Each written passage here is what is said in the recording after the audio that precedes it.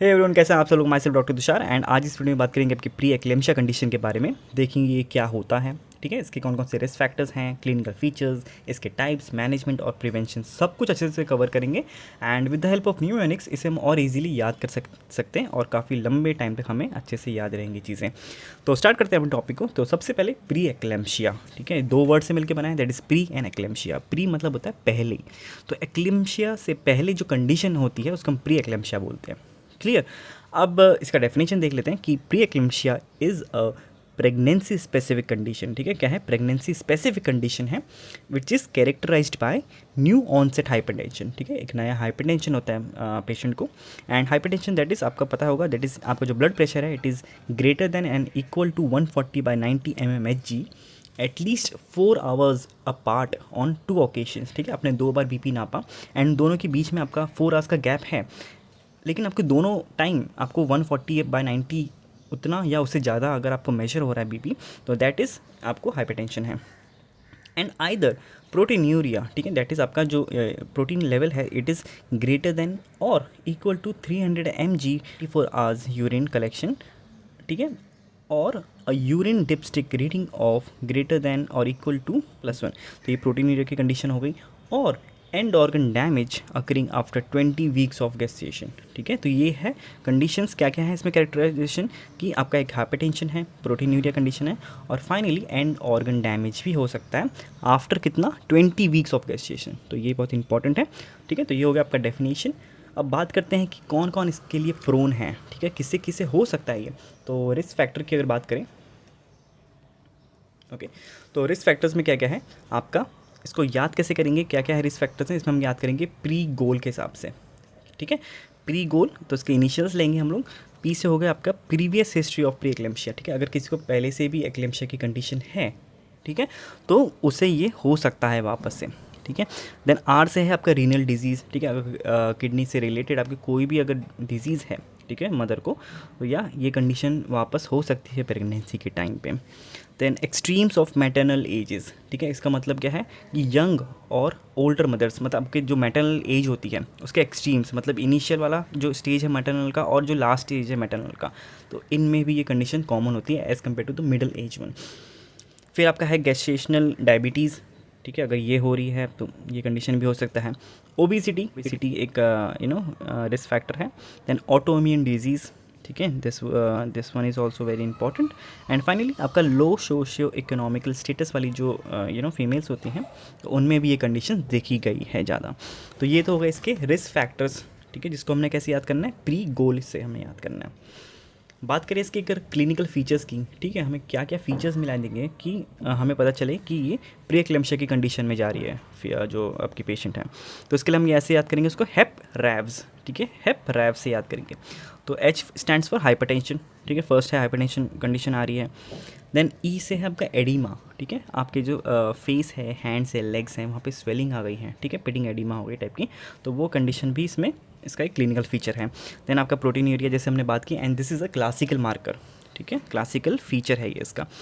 Then reflexes exaggerated. ठीक है, आपकी जो हाइपर रिफ्लेक्शिया कंडीशन होगी मदर में, तो ये भी देखने को मिलता है।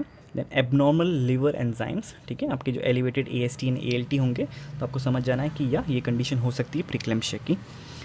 विजुअल आपको डिस्टर्बेंस मिलेंगे। ठीक है, जैसे आपके ब्लड विजन हो गया, फ्लैशिंग ऑफ लाइट्स हो गई, आपके सामने एकदम चमक रही है लाइटें, तो ये सब क्या है, विजुअल डिस्टर्बेंस है।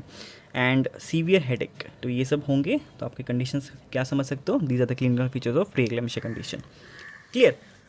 नेक्स्ट है आपका कि इसके टाइप्स कौन कौन से होते हैं। तो टाइप्स में इसमें हम बोल सकते हैं कि दो मेजरली टाइप्स हैं आपके, माइल्ड एंड सीवियर। तो माइल्ड में क्या होगा प्री एक्लेम्शिया में, कि आपका जो ब्लड प्रेशर है, इट इज़ ग्रेटर देन और equal to 140/90 mmHg and proteinuria के इतना 300 mg इन 24 आवर्स। अगर सीवियर कंडीशन में चले जाता है अगर, ठीक है, ट्रीटमेंट या मैनेजमेंट नहीं होता है, तो उसमें बीपी आपका 160/110 mmHg चला जाता है एंड ऑर्गन डैमेजेस उसमें हो जाते हैं। जैसे अगर सीनस की बात करें तो हेडेक होगा, हेमरेज कंडीशन हो सकती है। देन आपका लिवर में एलिवेटेड लिवर एंजाइम्स आपको मिलते हैं, तब आपको समझ जाना चाहिए कि या लिवर में आपका ऑर्गन डैमेज होना स्टार्ट हो रहा है। देन रीनल किडनी के कंडीशन से हमें ओलिगो यूरिया का कंडीशन मिलेगा, पल्मोनरी एडिमा मिलेगा। ठीक है, एंड थ्रोम्बोसाइटोपिनिया मिलेगा, दैट इज़ आपका जो प्लेटलेट्स का काउंट है, इट विल ड्रॉप डाउन। ठीक है, एंड कितना हो जाएगा, it will be less than 1 lakh पर mm3। ठीक है, तो ये सब कैसे हैं, ये सब हमें एक वार्निंग सिग्नल्स आ जाते हैं कि यह ऑर्गन डैमेज होना स्टार्ट हो गया है और प्री एक्लेम्शिया की, that is severe pre eclampsia की कंडीशन होना स्टार्ट हो गई है। तो ये तो हो गए इसके टाइप्स। देन अगर ये कंडीशन हो जाती है, ठीक है, तो उसका मैनेजमेंट कैसे करेंगे उसी समय। तो इसको मैनेजमेंट के लिए हम कैसे याद करेंगे, ABCDEL, ईजी है बहुत, ABCDEL। तो ए से हम याद रखेंगे हाइपरटेंसिव ड्रग्स आपको देने हैं, जैसे लेबिटालॉल है, ठीक है, ये आप जो मेडिकेशंस होती हैं, ठीक है, वो दे सकते हैं। Complete bed rest is very important, ठीक है। देन आपके बाद उसके बाद कॉर्टिकोस्टेरॉइड्स है फीटल लंग मैच्योरिटी के लिए बहुत इंपॉर्टेंट है। बेबी का जो डिलीवरी हो जाए इस टाइम पे, अगर मतलब सेफली एंड जितना पॉसिबली जल्दी हो जाए तो इट्स बेस्ट, ठीक है।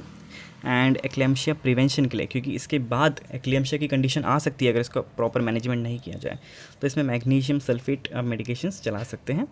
एंड इसमें लेफ्ट लेटर पोजीशन, ठीक है, it is the best position, ठीक है, जिसमें आपको पेशेंट को रखना है because it improves blood flow to the uterus, ठीक है। तो ये सब हो गई आपकी management of the pre eclampsia condition.